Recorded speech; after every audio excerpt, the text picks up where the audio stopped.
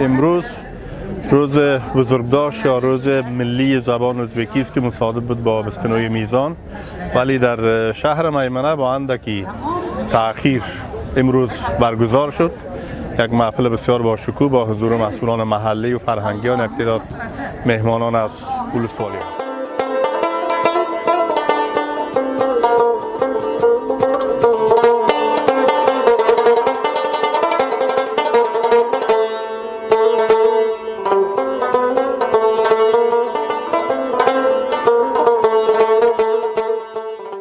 روز ملی زبان اوزبیکی که از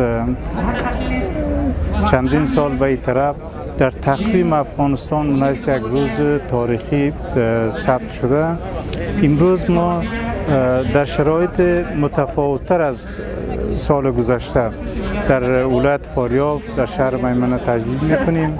متفاوت به این معنا که فعلا نظام تغییر کرده، رژیم جمهوریت از بین رفته و رژیم امارت اسلامی افغانستان به این وضع زود برقرار شده.